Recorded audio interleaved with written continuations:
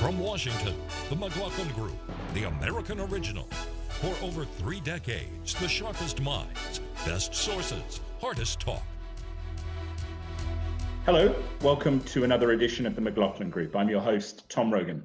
This week's panelists are the familiar faces of Eleanor Clift, Clarence Page, Pat Buchanan. And our guest this week is John Tamny from Real Clear Markets. Welcome, John. Thank you. On that note, we shall get to our first issue, which is issue 1, toxic transition.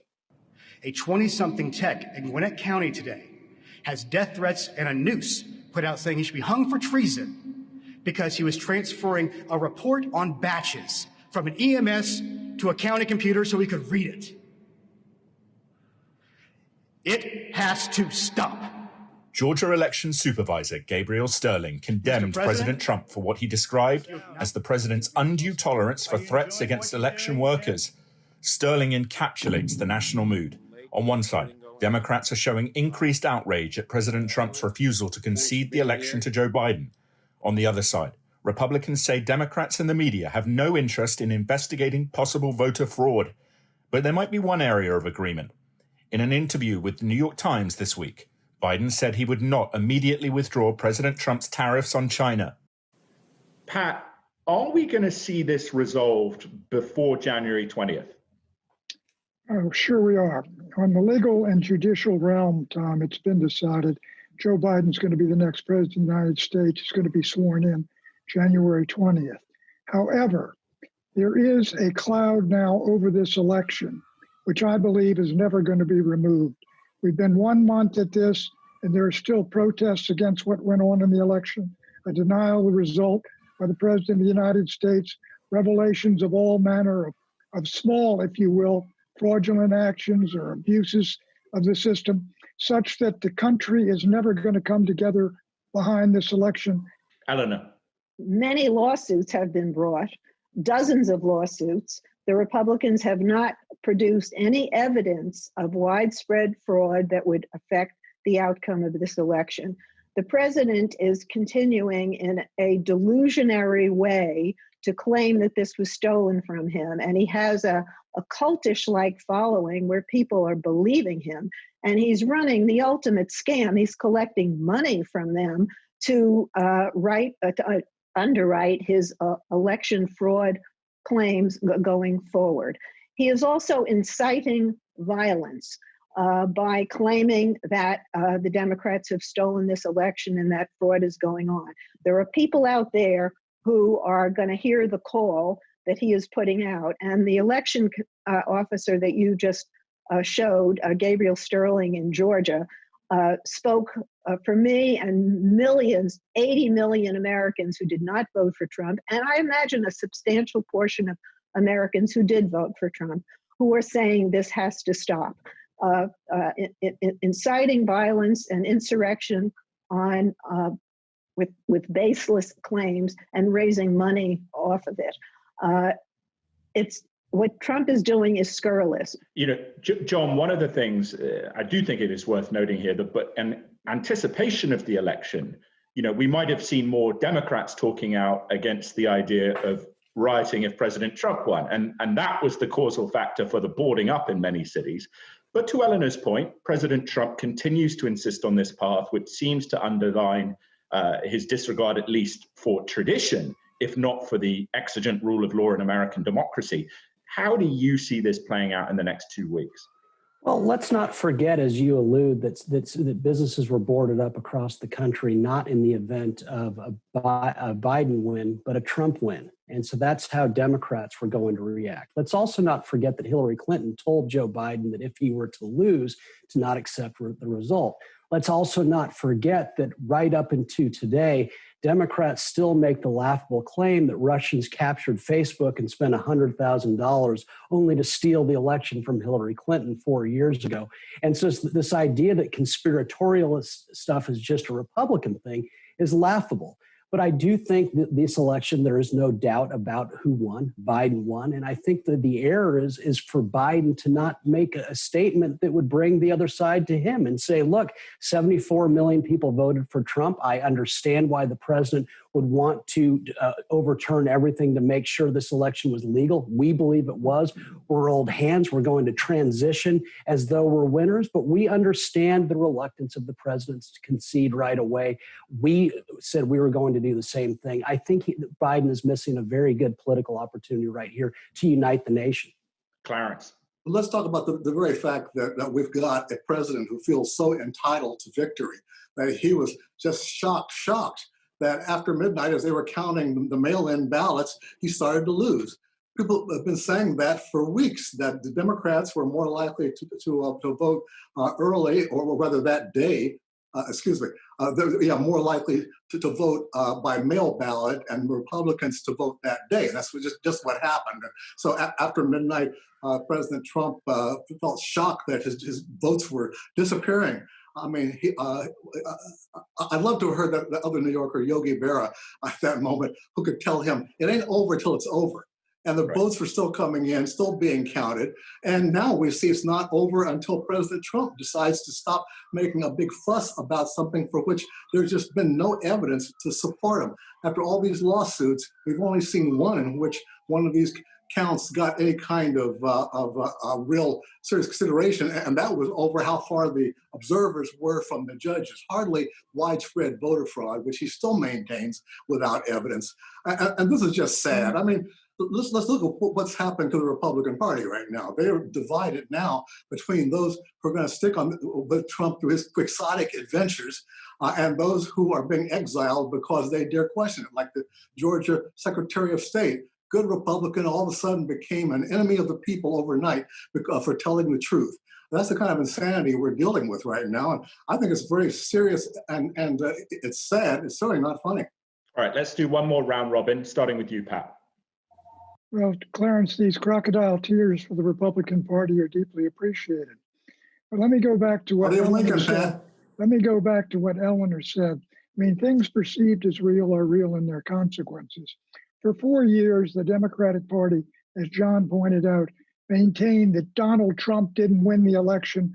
Vladimir Putin stole it for him. It was fixed. A 2-year investigation by Mueller came up with absolutely zero. But this myth was pushed and pushed and pushed until it was believed by folks in the Democratic Party who are terribly naive, and is believed to this day. Now, this election was not decided in the overnight. It's been 1 month and the whole country is convulsed over it. And anybody who doesn't believe there's going to be a cloud over this election doesn't understand American politics. This is 1824 in spades, when John Quincy Adams cut a deal with Alexander Hamilton in the House to win in the Electoral College and stiff Andrew Jackson, the popular vote winner. Eleanor. There is no dispute over who won this election. Biden won as many electoral votes as Trump won 4 years ago, which Trump called a landslide.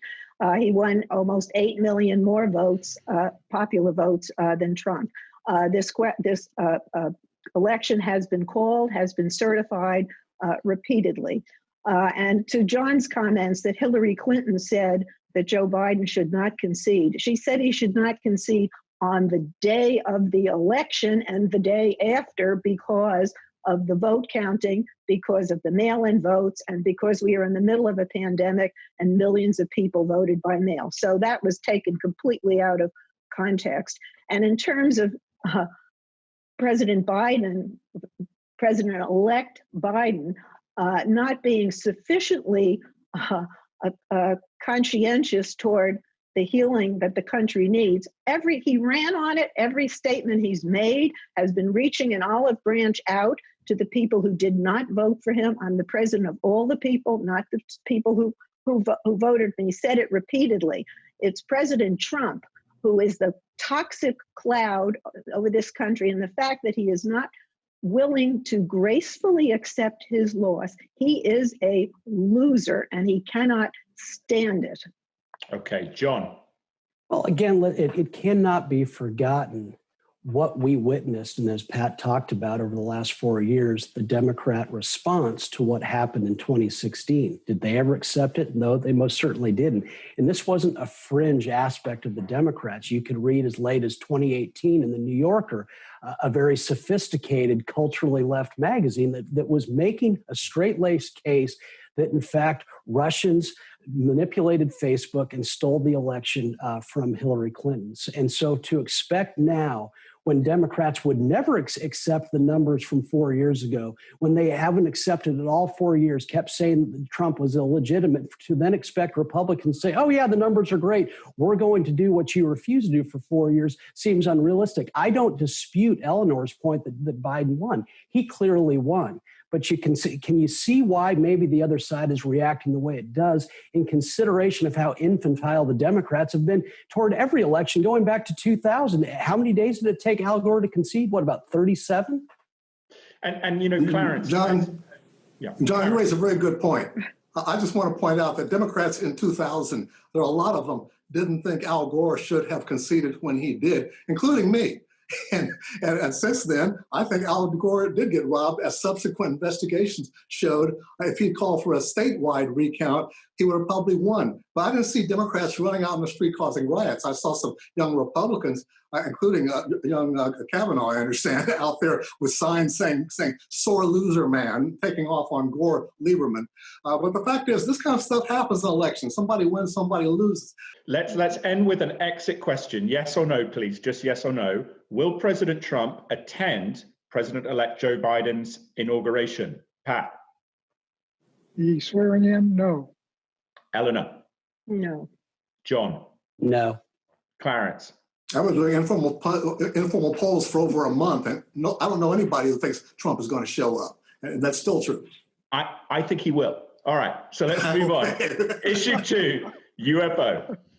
Clear blue sky, there's no wind. And you see this tic-tac, it's just this white object that's randomly moving around. It makes the hair on the back of your neck stand up a little bit. I remember telling my back seater, I said, dude, I don't know about you, but I'm a little weirded out. It's not a helicopter. It doesn't have rotor wash. There's no propulsion. There's no wings. It rapidly accelerates and disappears, like poof, gone. Weirdest thing I've ever seen in my life. That was how retired Navy Commander David Fravor described his 2004 intercept of an unidentified flying object off the Pacific coast. The Navy has yet to identify that object and others seen by naval aviators since then. Earlier this year, however, the Pentagon announced the formation of a, quote, unidentified aerial phenomena task force, unquote. Its mission is to investigate UFOs that appear near military aircraft and facilities. And this week, the UFO story took another turn, as first reported by the Debrief's Tim McMillan and corroborated by your host. In late 2019, Navy pilots photographed an equilateral triangle UFO after it was seen rapidly exiting the Atlantic Ocean. The triangle, with white lights on its tips, then accelerated at a 90-degree angle into high orbit. It gets weirder. These vehicles have also been registered instantaneously accelerating to speeds of tens of thousands of miles an hour and have been detected moving at hundreds of knots underwater. Things that no nation, nor Elon Musk, has shown an ability to do. Eleanor, obviously, the fact that no nation, Elon Musk, has been shown to do it does not mean it's little green men.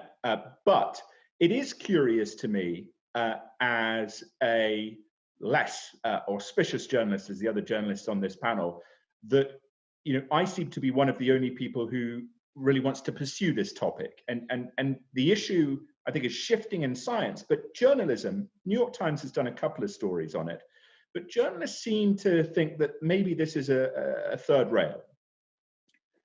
No, I think it's just not the first rodeo for a lot of journalists. I mean, these kinds of stories, allegations, charges, whatever you want to call them, have been around for decades.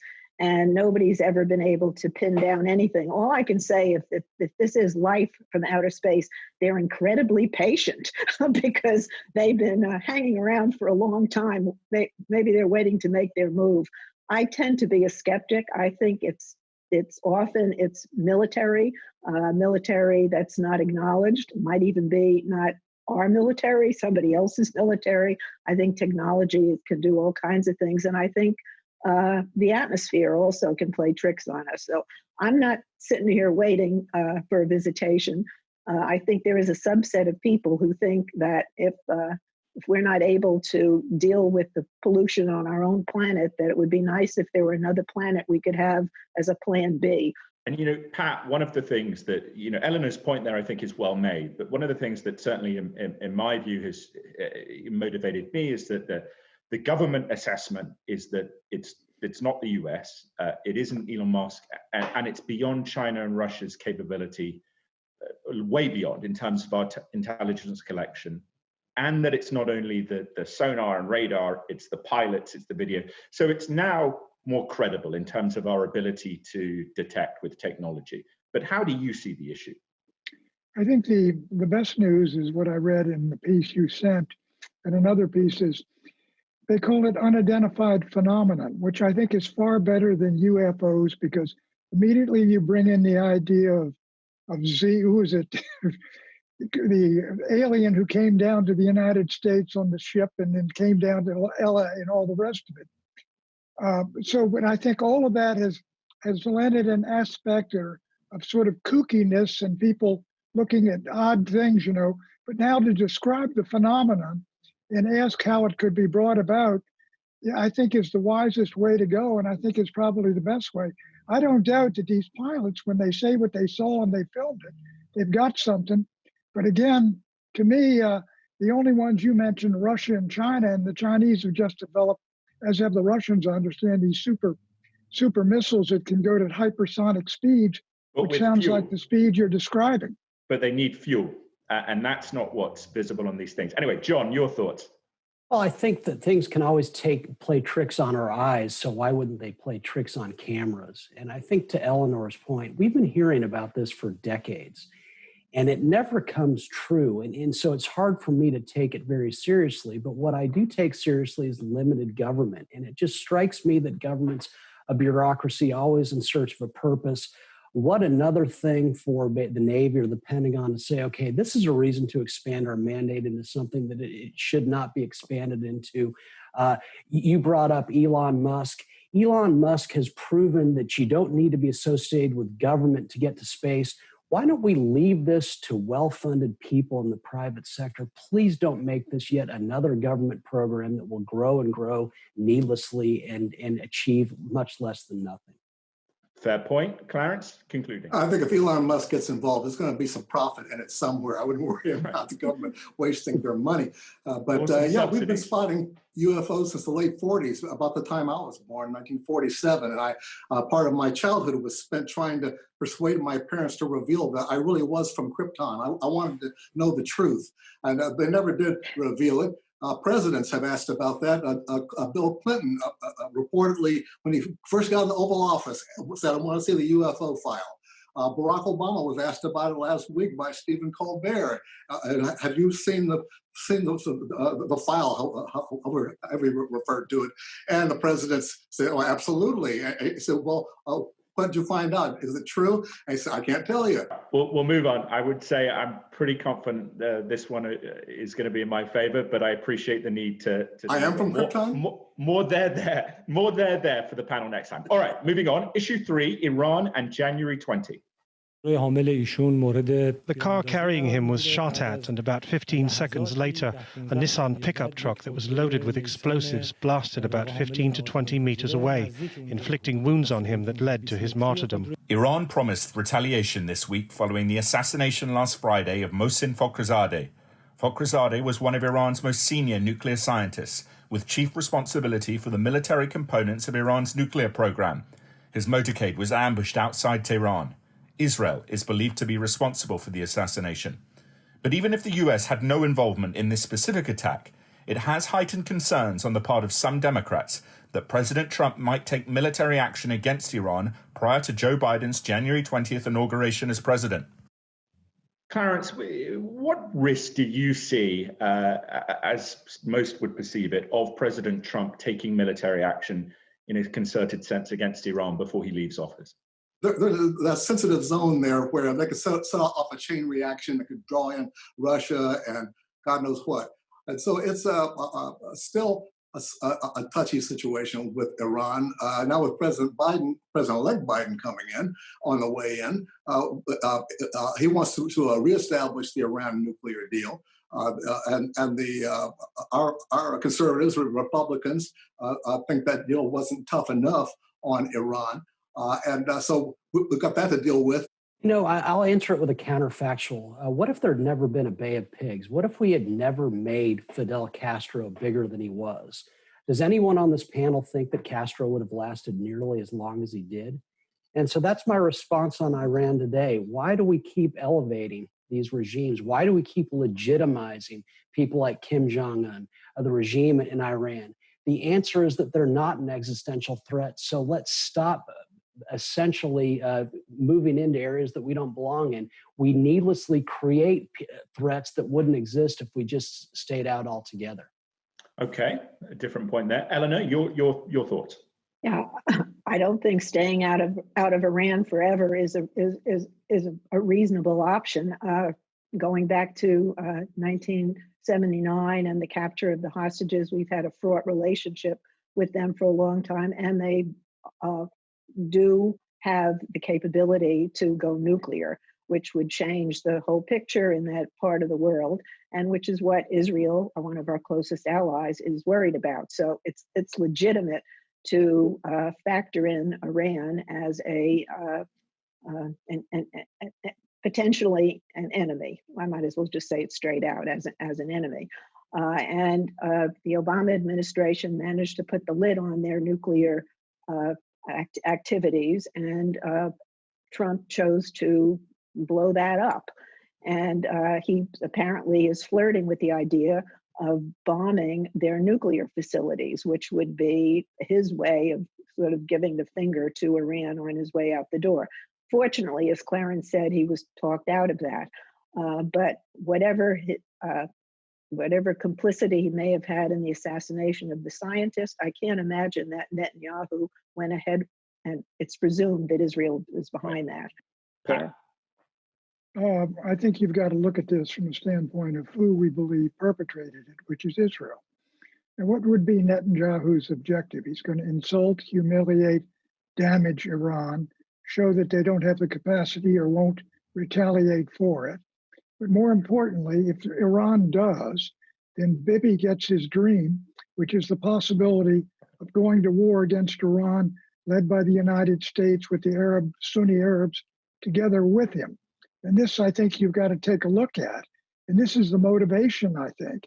And I think with Trump, he does not want a war in the Middle East. One of his achievements is he has at least begun to move us out of the forever wars. And he realizes, while he's tempted to strike at Natanz and take out that facility, he realizes that would be not only the end of his legacy on that, but he would start a war which would end under someone else's command, namely Joe Biden, and he would be blamed for it.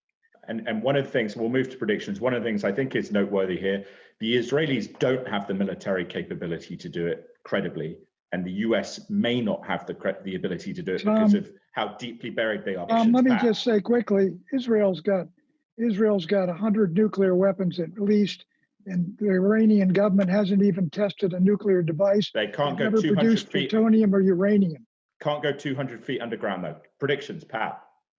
My prediction is a large one. It's when Biden comes into power, this virus is going to be at its horrible worst, killing thousands.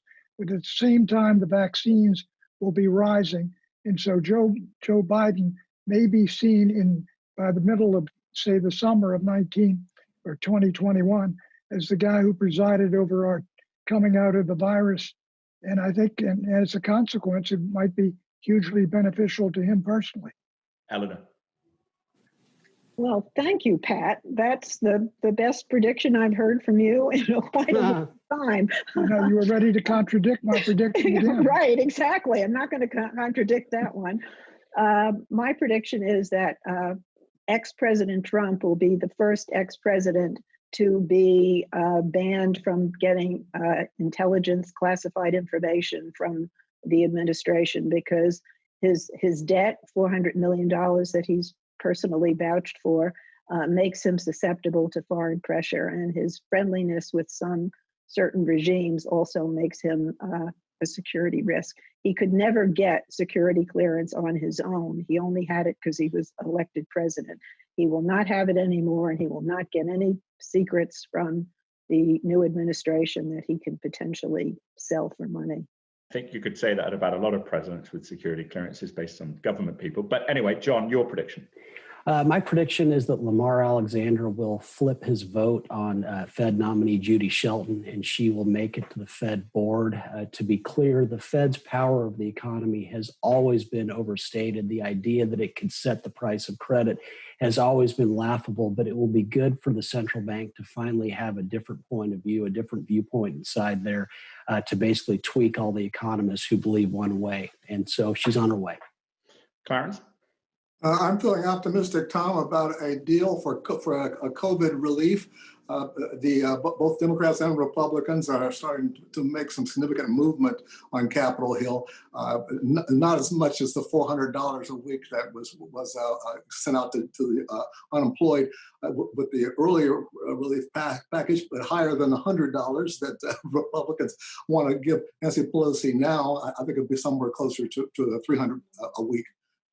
I predict that if Joe Biden nominates Michelle Flournoy to be his defense secretary, it will be a sign that the president-elect has serious interest in bipartisanship. Republicans like Flournoy for that role. Thank you for watching. See you next week.